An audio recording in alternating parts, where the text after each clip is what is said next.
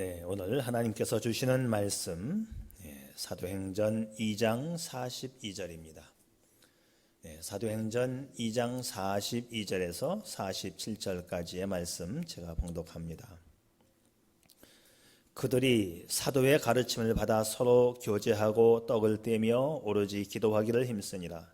사람마다 두려워하는데 사도들로 말미암아 기사와 표적이 많이 나타나니 믿는 사람이 다 함께 있어 모든 물건을 서로 통용하고 또 재산과 소유를 팔아 각 사람의 필요를 따라 나눠주며 날마다 마음을 같이하여 성전에 모이기를 힘쓰고 집에서 떡을 떼며 기쁨과 순전한 마음으로 음식을 먹고 하나님을 찬미하며 또 온 백성에게 칭송을 받으니 주께서 구원받는 사람을 날마다 더하게 하시니라. 아멘. 네, 오늘 말씀의 제목은요, 공예배의 회복이 가장 우선입니다. 공예배의 회복. 여러분, 성경에 나와 있는 가장 참담한 사건이 있다면, 또 기독교 역사를 통해서 가장 슬프고 처참한 경험이 있다면 무엇일까요? 그것은 예배의 실패입니다. 역사가 말해주는 분명한 사실은 예배의 실패는 모든 것의 실패였습니다. 자, 오늘은 그동안 코로나19로 인해서 단절되었던 공예배 회복에 중점을 두고 말씀을 드리려고 합니다. 원래 우리가 사용하던 단어는 공예배입니다. Public Worship. 공예배인데 이제 요즘에 대면 예배, 이거 이 세상에서 만든 용어이고요. 본래는 공적 예배해서 공예배가 맞습니다. 자, 대면 예배 이런 말보다도 전부터 우리가 써왔던 이제 공예배 이렇게 쓰는 게 더 좋겠어요. 자, 그동안 코로나로 인해서 이 공예배는 완전히 단절되어서 정상적인 예배를 드리지 못했습니다. 그러다가 이제 지난 주일에 이제 부분적으로 완화가 되어서 우리 교회는 20명 이내로 2회에 걸쳐 9시, 11시에 모였습니다. 예배 후에 오랜만에 만난 교우들끼리 그동안 못다한 이야기 보따리가 풀어지면서 얼마나 화기애애하고 좋았는지요. 그때 박철희 집사님이 이런 말을 한 것을 제가 귀에 담았습니다. 역시 예배는 모여서 드리는 것이야. 교회의 이 성도의 교제는 참 중요해. 이 말을 던지는데 제가 참 감동을 받고 공감을 했습니다. 여러분, 그동안 우리가 공예배로 모이지 못한 것은 코로나로 인한 정부의 방침 때문이었습니다. 그런데 이것이 장기화되면서 우려 깊은 현상이 되어가는 것은 공예배와 거리가 완전히 멀어질까 하는 그런 염려이지요. 자, 왜냐? 사람들은요, 편한 것을 추구합니다. 어쩌면 코로나가 핑계 아닌 핑계가 되고 빌미 아닌 빌미가 되어서 예배가 소홀히 되어진다면 우리의 건강상의 이유와 육신의 편리함 때문에 더 많은 것을 잃어버릴 수 있다는 것을 우리가 알아야 합니다. 혹 우리가 편리성과 나의 입장만을 챙기면서 가인의 예배를 드리고 있는 것은 아닌가 심히 걱정이 되는 거지요. 제가 알고 있는 타교회의 젊은 집사님이 얼마 전에 저한테 이런 말씀을 했는데 제 머릿속에 아직도 남아 있습니다. 목사님, 처음 영상 예배를 드릴 때는 복장도 제대로 갖추고 자세도 바르게 해서 예배를 드렸는데 이것이 2번, 3번 시간이 지나니까 우선 복장이 간소화되고 태도와 자세가 흐트러지고 시간이 경과되면서 집중이 안 돼요. 우리 교인들 중에도 또 어떤 분이 그랬어요. 다른 순서는 잘 집중이 안 되고 설교 시간만 집중이 됩니다 라고 말하는 분도 있었습니다. 여러분, 생명 걸고 예배를 지켰던 초대교회 성도들의 그 신앙의 모습은 우리에게 많은 생각을 갖게 합니다. 돌이켜보면 이 코로나가 우리에게 잃게 한 것도 많지만 얻게 한 것도 있다는 사실이지요. 아무튼 오늘 말씀의 제목처럼 이 공예배의 회복은 참 중요하다는 것입니다. 예배는 개인과 국가에 결정적인 영향을 미칩니다. 성경을 통해서 역사를 통하여 분명하게 확인할 수 있는 것은 예배가 단절되거나 침체되거나 약화되면 하나님의 책망과 진노 그리고 저주까지 이어지는 것을 보았기 때문에 예배가 가장 귀합니다. 예배가 살아야 개인과 국가가 삽니다. 침체되고 중단된 예배가 다시 회복될 수 있기를 축복합니다. 프랑스의 황제 나폴레옹이 유럽을 정복하고 세계를 지배하려다가 이 워털루 전투에서 영국에게 패전을 하고 세인트 헬레나 섬에 유배되어 쓸쓸한 말년을 보내고 있을 때, 한때 세계를 제패했던 영웅이지만 이제는 초라한 죄인의 몸이 되어서 좀처럼 자기의 모습을 세상에 보이기를 싫어했습니다. 그러던 중 한 기자가 어렵사리 그를 만나서 인터뷰를 하게 됩니다. 지난날을 회상할 때 가장 행복했던 순간이 언제였습니까? 나폴레옹은 백발이 휘날리는 가운데에도 지난날이 떠오르는지 지그시 눈을 감고 눈물을 흘리면서 이렇게 말합니다. 스위스의 알프스 산을 넘을 때였지. 잠시 전투가 거친 어느 주일 아침이었는데 산 아래 조그만 교회에서 들려오는 종소리에 이끌려 나는 교회로 들어갔네. 나는 그때 눈물을 흘리며 인생 최고의 행복을 맛보았지. 천하제일의 나폴레옹도 자신의 승리와 패배도 예배만큼 중요하지 않았다는 것을 고백하는 과거에 대한 회상이었습니다. 그래서 예배는 생명처럼 귀한 겁니다. 가장 먼저 예배가 회복되어 모든 것에 승리할 수 있기를 바랍니다. 자, 예배가 회복된다. 요즘 예배 회복이라는 말이 참 많이 나왔는데 예배 회복이 뭐예요? 무조건 예배를 드리면 예배 회복일까요?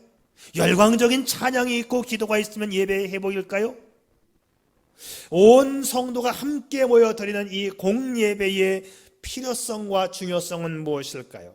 오늘은 진실된 예배 회복과 관련해서 두 가지 차원을 제가 강조드리고 싶어요. 첫째는 예배자의 회복, 예배 드리는 사람이 회복되어져야 되고, 두 번째는 예배의 내용이 회복되어져야 합니다. 그리고 마지막에는 회복된 예배에 축복하시는 하나님에 대해서 오늘 말씀을 드리려고 해요. 첫째, 예배자가 회복되어야 한다.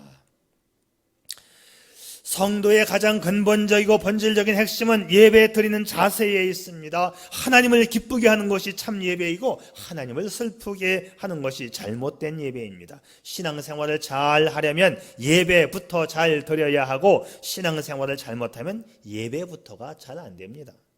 예배는 신앙생활의 축소판이고 인생의 축소판이며 축복의 청사진입니다. 그래서 예배 드리는 형태와 자세를 보면 그 사람의 신앙을 알 수 있는 것입니다.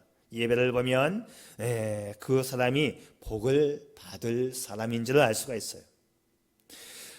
예배자의 그 실패 그리고 성공의 예를 한눈에 볼 수 있는 케이스가 있죠. 대표적인 케이스가 성경에 나와 있는 가인과 아벨의 예배입니다. 이 둘은 형제지간인데 서로 달랐어요. 이들은 자신의 부모인 아담과 하와로부터 전능자 하나님의 예배에 대해서 심도 있게 교육을 받았을 것으로 보여집니다. 아담은 전능자 하나님에 대한 엄중한 말씀을 가볍게 여기고 선악과를 먹었다가 천추에 씻을 수 없는 죄악을 범해서 한 맺히고 눈물 고인 인생을 살게 되었어요. 그래서 자신의 그 과오를 몸소 뼈저리게 체험한 장본인 바로 아담과 하와이지요. 그렇기 때문에 자식들만큼은 나와 같은 과오를 범하지 않게 하기 위해서 하나님을 잘 섬기도록 뼈에 사무치도록 그 예배에 대해서 하나님에 대해서 교육을 했을 것입니다.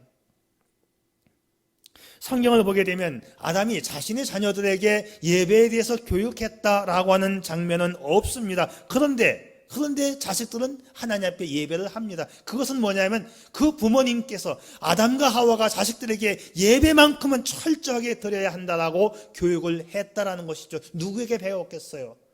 아버지 어머니에게 배웠겠지요. 그런데 예배는 드립니다. 가인과 아벨이 예배는 드리는데 예배 드리는 자세가 달라요. 자, 이 두 사람이 어떻게 자세가 달랐을까요? 왜 하나님은 아벨의 예배는 받으시고 가인의 예배는 거절하셨을까요? 가인은 예배 드리기를 싫어했고 불평했고 형식적으로 드린 거예요. 아벨은 예배를 기뻐하고 목숨 걸고 최선을 다해서 하나님 예배에 동참했습니다. 하나님께 대한 예배가 이 두 사람에 대한 인생의 그 행보를 결정짓게 됩니다. 성경은 이와 같은 사실에 대해서 한마디로 이렇게 결론 내리죠. 믿음으로 아벨은 이렇게 시작합니다. 아벨의 예배의 그 차이점, 믿음으로 드렸다는 거예요. 믿음으로 아벨은 가인보다 더 나은 제사를 하나님께 드림으로 의로운 자라 하시는 증거를 얻었으니 하나님이 그 예물에 대하여 증언하십니다.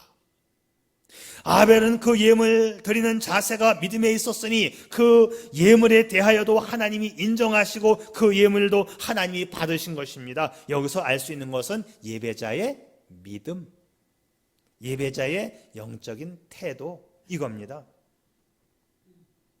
여러분, 우리가 예배에 참여했다고 예배를 드린 것이 아니고 그 예배자가 먼저 회복되지 않으면 그 예배는 하나님이 받으시지 않습니다. 가인도 예배에 참여했어요. 예물도 드렸어요.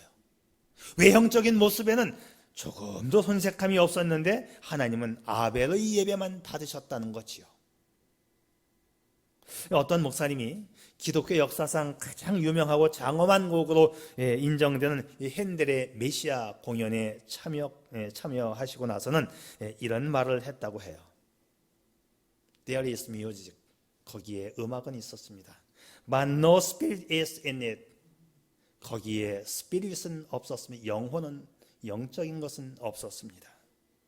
아무리 드리는 예물이 좋으면 뭐합니까? 믿음으로 영적으로 드리지 않으면 하나님이 받으시지 않는데, 가인과 아벨의 제사가 우리에게 주는 교훈은 바로 그것입니다. 이 예배가 믿음으로 그리고 영적으로 드려진 예배냐 하는 것이지요. 우리는 가인과 아벨이라고 하는 이 두 사람의 결과에 대해서도 잘 알고 있습니다. 예배를 잘못 드리면 하나님이 그 예배를 안 받으시는 게 아니고 그 인생이 망합니다. 예배를 드린다고 모든 것이 예배가 아니에요. 하나님이 기뻐하시는 믿음의 예배, 영과 진리로 드리는 예배만을 하나님께서 받으시고 축복하시는 거예요.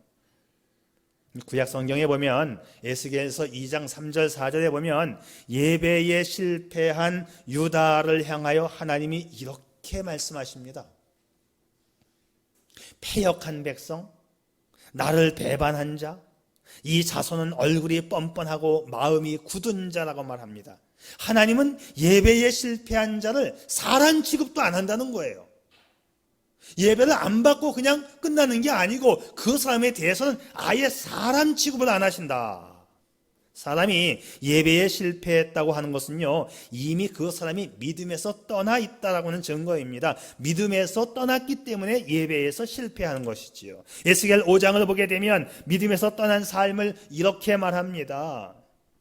그가 내 규례를 거슬러서 이방인보다 악을 더 행하며 이는 그들이 내 규례를 버리고 내 율례를 행하지 아니하였습니다. 규례와 율례를 버렸다, 따르지 않았다. 즉 말씀에서 떠나간 것이 곧 예배의 실패로 이어지는 것이죠. 이어서 에스겔 8장을 보게 되면 믿음에서 떠나서 예배에 실패한 그 행위를 반역적 행위로 표시하고 있어요. 이들이 성전 뜰 안에 사방의 벽에 각종 짐승과 동물 형상의 우상을 그려놓고 70인의 장로들이 경배하고 여인들이 모여서 이방신을 위해서 애곡하고 성전의 문 앞에서 25명의 대제사장과 제사장들이 태양을 향해 예배하는 모습이 나오고 있어요. 예배에 실패한 가인이 하나님께 버림받은 인생을 살았고 예배에서 실패한 이스라엘과 유다가 하나님께 버림받았습니다. 망했다는 얘기예요. 전능자 하나님의 섭리 아래 살고 있는 모든 사람은 하나님을 예배하는 이 자리로 나와야 합니다. 하나님은 예배하는 이 사람을 기뻐하시고 축복하십니다. 예배를 사모하고 은혜가 충만하여 하나님을 기쁘게 하며 하나님께 복을 받는 하나님 앞에 신실한 예배자가 될 수 있기를 축복합니다. 자, 예배에 성공한 케이스 성경에 참 많이 나오고 있지요. 대표적인 케이스가 아마도 아브라함일 거예요. 자, 아브라함을 한번 볼까요? 창세기 12장에 보면 아브라함이 하나님의 부르심을 받고 가나안 땅으로 이사를 갑니다. 그러나 정작 가나안 땅에는 그가 살아야 할 이 삶의 터전이 마련되어 있지 않은 것입니다. 땅 한 평도 거주할 집도 자기 이름으로 등기된 게 없어요. 그런데 믿음으로 그곳을 향하여 갑니다. 이것이 믿음의 시작이었죠. 믿음을 따라가는 것이 말씀을 따라가는 것이 믿음이고 자기 방식을 따라가는 것은 불신입니다. 믿음의 사람 아브라함은요, 가는 곳마다 예배의 제단을 쌓습니다. 제단 쌓는 것은 그 당시의 예배의 방식이었어요. 아브라함은 그가 움직일 때마다 도착한 장소에서 제일 먼저 예배를 드립니다. 예배 우선주의자라고 볼 수 있겠죠. 자, 창세기 12장의 7절 8절 말씀을 보면 여호와께서 그가 그곳에서 제단을 쌓고 거기서 베델 동쪽 산으로 옮겨 장막을 치니 그가 그곳에서 여호와께 제단을 쌓고 여호와의 이름을 부르더니. 자, 이 한 구절만 보더라도 아브라함의 행적을 추적해 보게 되면 이동해서 옮겨진 지역마다 그 자리에서 단을 쌓고 먼저 하나님 앞에 예배를 드렸다는 거예요. 가나안 땅에 들어와서 베델 근처라고 되어 있는데 이 베델과 아이 그 사이에 있습니다. 여기에서 제단을 쌓고 또 동쪽으로 옮겨서 제단을 쌓고 헤브론에 왔을 때 또 제단을 쌓고 마지막엔 아브라함의 그 예배의 하이라이트라고 할 수 있는 모리아 산에서의 제단을 쌓아놓고 자기의 외아들 맏아들 이삭을 번제로 드리는 행동을 하게 됩니다. 아브라함이 가장 소중한 이 외아들, 어떻게 얻은 아들인데 이 아들을 하나님 앞에 바치려고 하는 그 믿음이 있었기 때문에 아브라함은 예배의 회복자요 성공자가 될 수 있었던 것이지요. 그렇기 때문에 믿음이 있었기 때문에 예배의 최상의 예배를 드릴 수가 있었던 것입니다. 그는 믿음의 사람이었고 예배의 사람이었고 그래서 축복의 사람이 된 것입니다. 하나님이 매우 그를 기뻐하셨죠.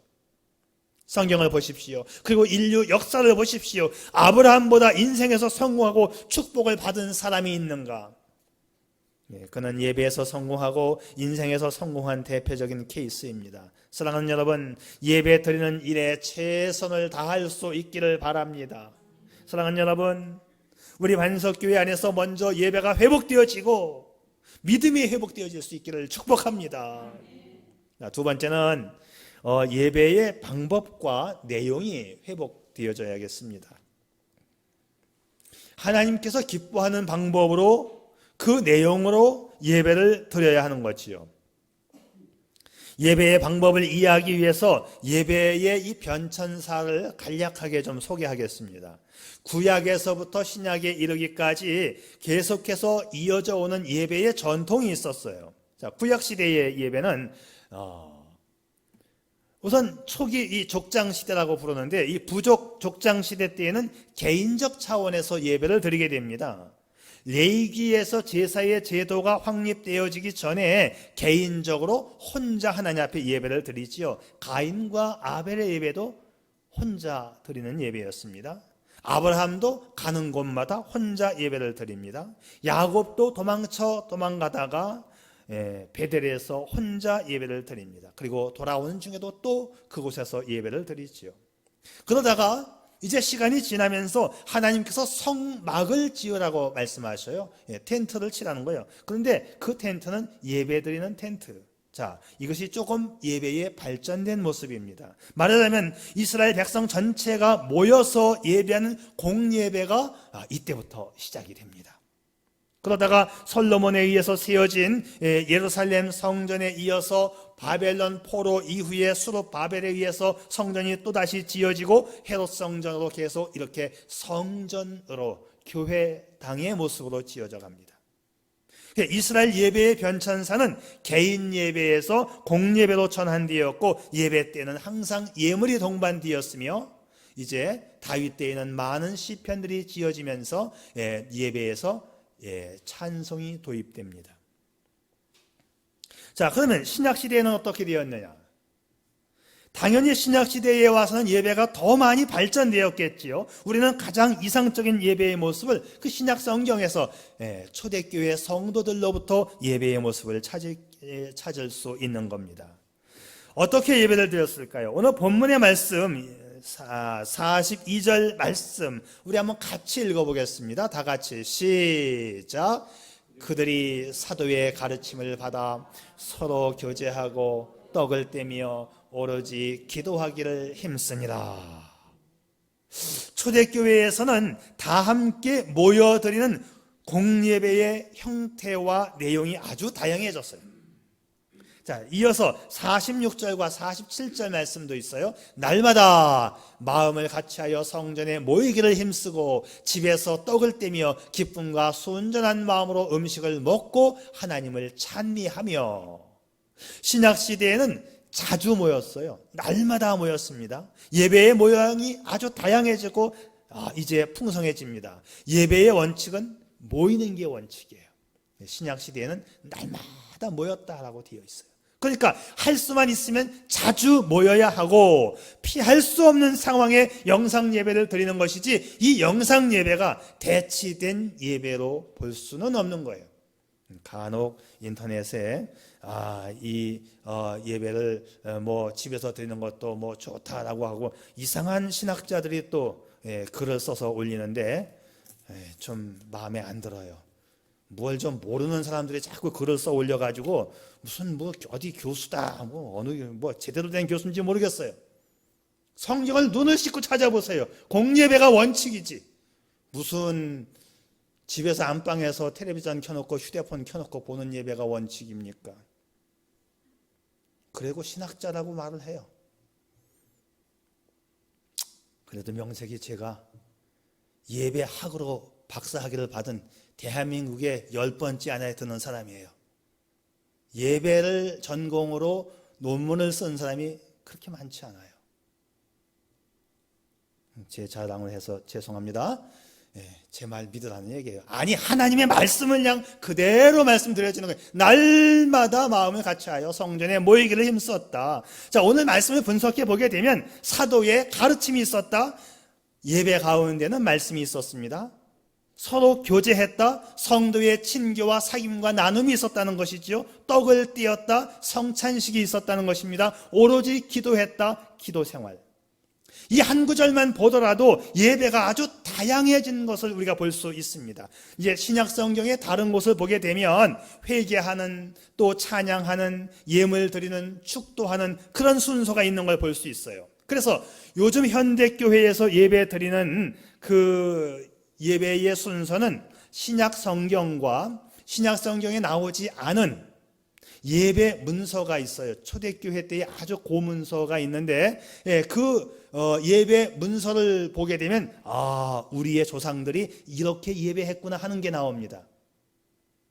저는 예배 문서를 다 뒤져본 사람이에요.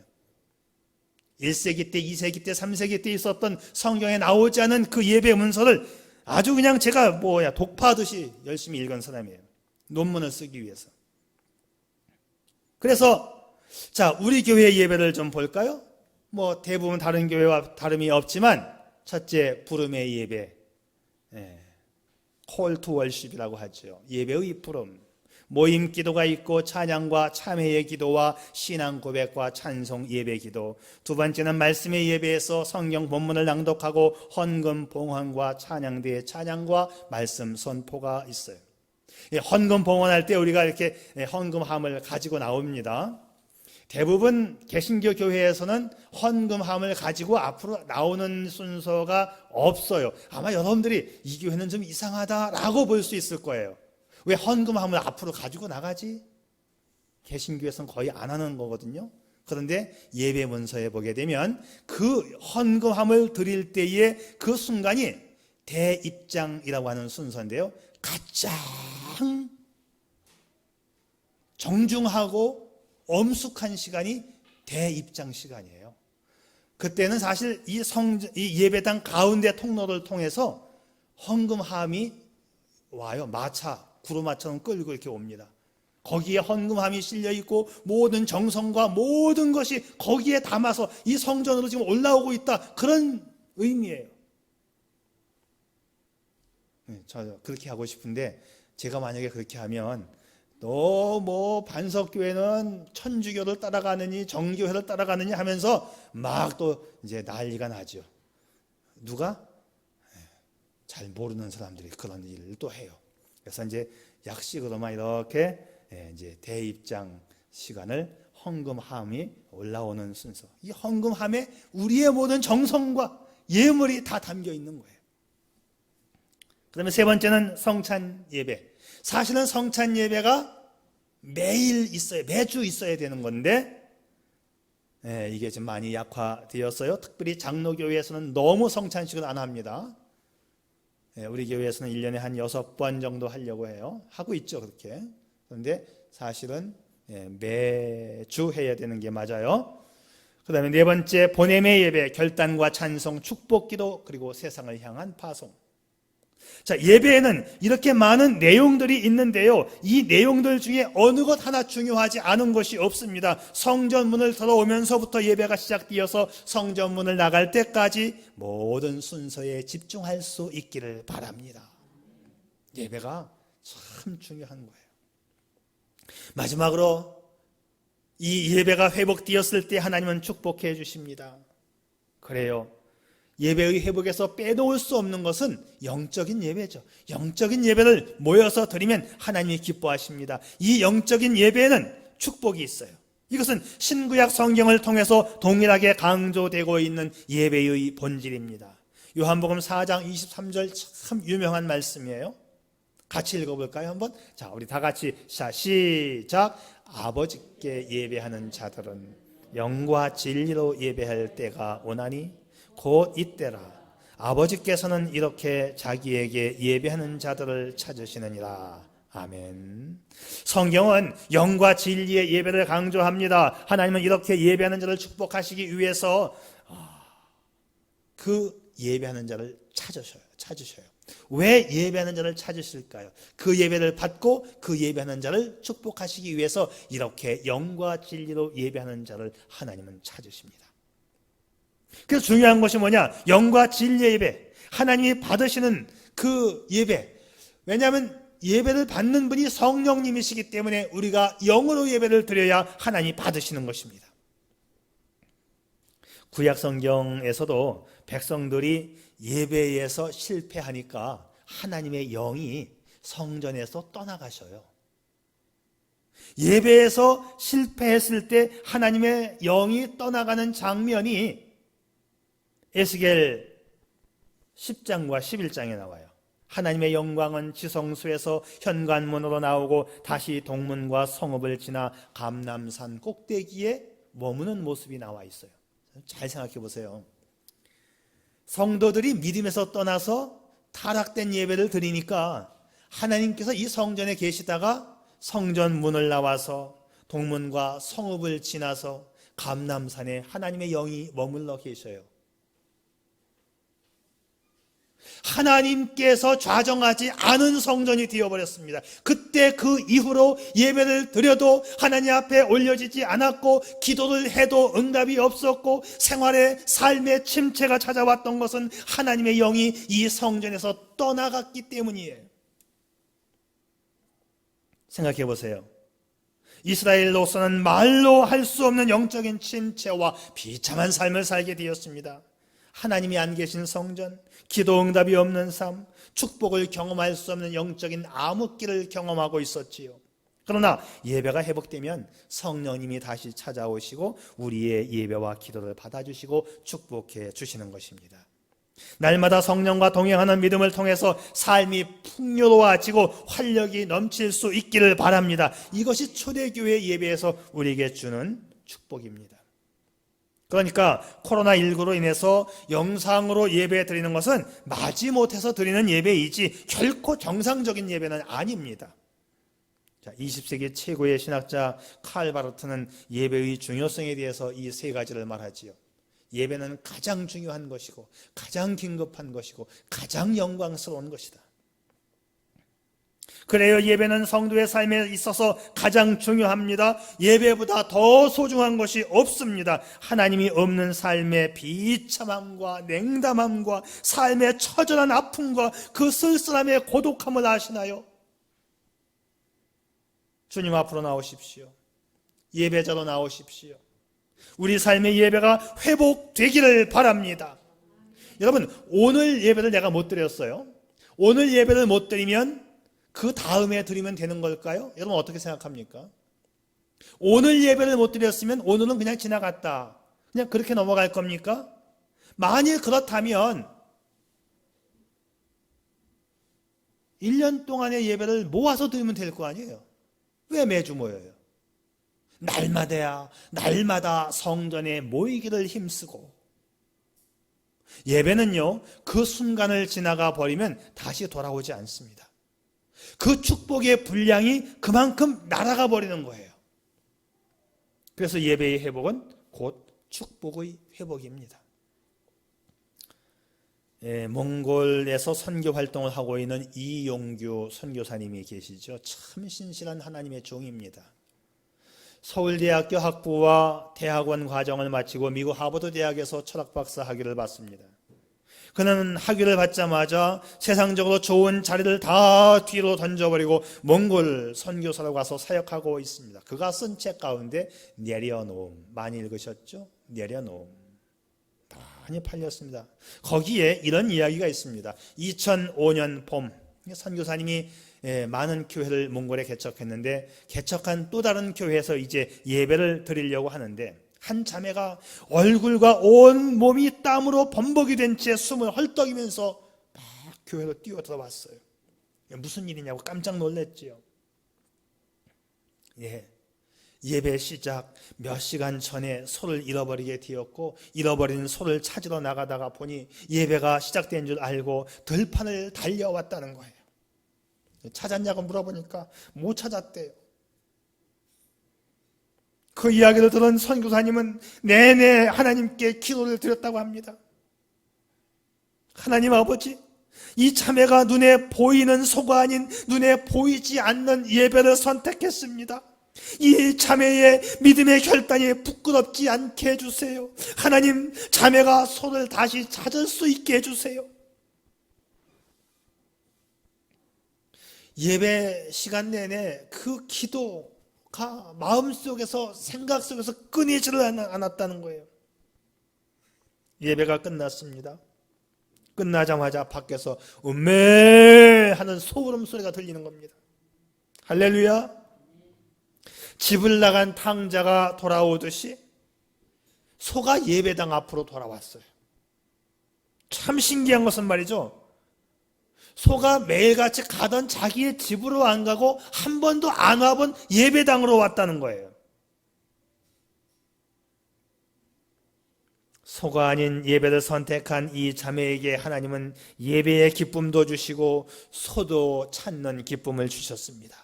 예배의 회복은 축복의 회복임을 믿으시기를 바랍니다. 그래요. 그래서 예배가 우선입니다. 예배가 회복되어지면 우리 삶에 잃어버린 것들과 모든 것들을 하나님께서 반드시 회복시켜 주시는 것이지요. 우리 주님이 하신 말씀, 너희는 먼저 그의 나라와 그의 의를 구하라. 그리하면 너희에게 이 모든 것을 더하시리라. 너희는 먼저, 저는 이 먼저라는 단어가 제일 가슴에 와 닿아요. 먼저 할 것이 뭐냐? 그의 나라와 그의 의를 구하면 모든 것을 더하여 줄게. 예배가 회복되면, 참된 예배를 드리면 하나님이 모든 것을 해결해 주시고 축복해 주십니다. 여러분, 우리 반석교회 성도 여러분, 예수 잘 믿고 예배 잘 드리고 예배를 통하여 예비된 축복을 받아가는 저와 여러분, 우리 모두가 될 수 있기를 축복합니다. 기도하겠습니다.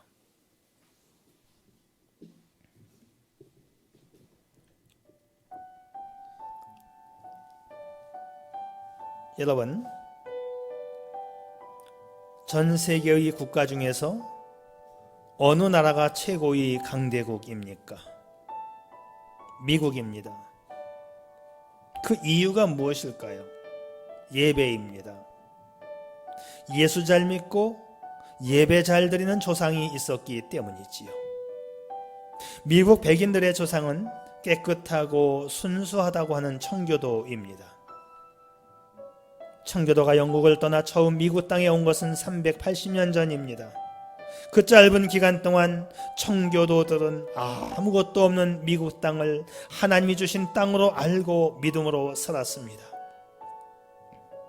굶어 죽는 상황에서도 제일 먼저 예배당을 짓습니다. 미국인의 삶에서 우선되는 것은 항상 예배이었기 때문이지요. 그 예배의 전통은 지금까지 이르게 되었고 전 세계에서 유례없는 가장 축복의 나라가 되었습니다. 예배가 회복되면 모든 것은 자동으로 회복됩니다. 반대로 예배가 무너지면 모든 것이 무너집니다.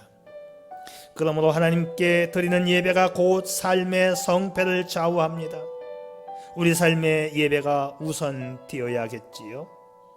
굶어도 예배, 죽어도 예배, 무슨 일을 만나든지 예배가 우선되면 우리도 복된 개인과 가정과 국가가 될 것입니다. 예배가 회복되어지는, 예배를 장려하는 그런 개인, 그런 가정, 그런 교회, 그런 나라, 예배를 장려하는, 예배를 드리려고 하는 그런 나라가 되기를 위해서 기도하는 우리 모두가 될 수 있기를 바랍니다. 아버지 하나님, 성경을 통하여 역사를 통하여 분명히 확인할 수 있는 것은 예배가 회복되어져야만 우리의 삶이 회복되어진다는 사실을 깨닫게 도와주시고 영적인 눈을 열어 우리의 영으로 하나님을 바라보며 예배하는 예배자가 되게 해 주시옵소서.